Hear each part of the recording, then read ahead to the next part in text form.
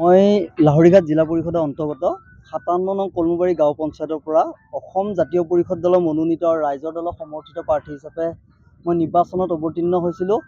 আৰু কলমুবাৰী গাঁও পঞ্চায়তৰ মানে আবাল বৃদ্ধ বনিতা সকলো ৰাইজৰ সহায় সহযোগত মই আজি বিজয়ী সাব্যস্ত কৰিছোঁ। আপোনাৰ মূল প্ৰতিদ্বন্দ্বী কোন আছিল? মূল প্ৰতিদ্বন্দ্বী বুলিবলৈ তেনেকুৱা ধৰণৰ মই কাকো আচলতে প্ৰতিদ্বন্দ্বী বুলি ভবাই নাছিলোঁ, যিহেতু ৰাইজ মোৰ লগত আছিল, ৰাইজৰ মৰম ভালপোৱা আশীৰ্বাদ সকলো আছিল। গতিকে প্ৰতিদ্বন্দ্বী বুলি ভবা নাছিলোঁ। মই এখন নিৰ্বাচনী যুঁজ নহয়, এনেকুৱা এখন যুঁজত অৱতীৰ্ণ হৈছিলোঁ য'ত দুৰ্নীতি নিৰ্মূল কৰিব পৰা যায়, য'ৰ পৰা আপোনাৰ দুৰ্নীতি পৰা নেতাক বিদায় দিব পৰা যায়, সেইখন যুঁজতহে মই অৱতীৰ্ণ হৈছিলোঁ। গতিকে ইয়াতে মোৰ ব্যক্তিগত প্ৰতিদ্বন্দ্বী বুলি কোনো নাই, মই সমাজৰ হৈ পেলাইহে মই আগবাঢ়ি গৈছিলোঁ আৰু ৰাইজে বিচাৰিছিল।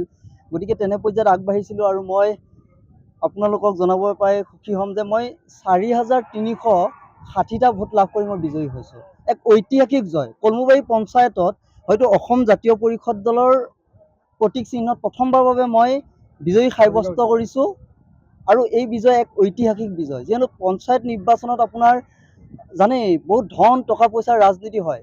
মই প্ৰত্যেকখন সভা সমিতিত মানুহক কৈছিলোঁ মোৰ সম্পত্তি বুলিব একোৱেই নাই, দুটাই আছে, থাকিবলৈ এটা ভঙা ঘৰ আৰু ৰাইজৰ হৈ কাম কৰিবলৈ এটা নভঙা মন আছে মোৰ, সেয়াই মোৰ সম্পত্তি। আৰু আপোনালোকে জানি ভাল পাব, কলমুবাৰী পঞ্চায়তৰ ৰাইজে ধান চাউল টকা পইচা পৰ্যন্ত মোক দিছে নিৰ্বাচন খেলিবলৈ। আৰু এওঁলোক আছে, আমাৰ জিলা সমিতিৰ উপসভাপতি আমিৰ হুছেইন ডাঙৰীয়া আছে, আমাৰ ইয়াকুব আলী ডাঙৰীয়া আছে, আৰু মোৰ লগতে আমাৰ বিষয়ববীয়াসকল আছে। প্ৰত্যেকেই মানে মোক অকল ভোট দি সময় দিয়াই নহয়, মোক টকা পইচা দি সহায় কৰিছে। গতিকে ৰাইজৰ আশীৰ্বাদ য'ত থাকে, আৰু আপোনালোকে জানে ৰাইজে বল দিলে পাহাৰ খহি পৰে।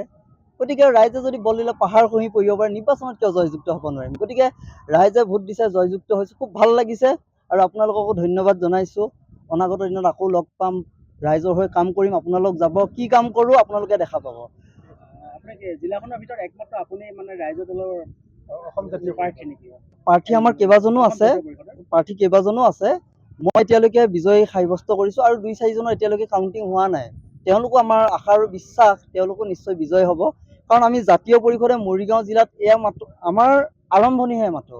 আপোনালোকে ২৬ত গম পাব, ৩১ত গম পাব যে অসম জাতীয় পৰিষদৰ যি নীলিম পতাকা লাহৰীঘাট সমষ্টিত মৰিগাঁও জিলাত আগন্তুক দিনত একদম জাতীয় পৰিষদৰ ধ্বজা নীলিম আকাশত উৰি থাকিব, সেয়া আজিৰ তাৰিখত নিশ্চিত।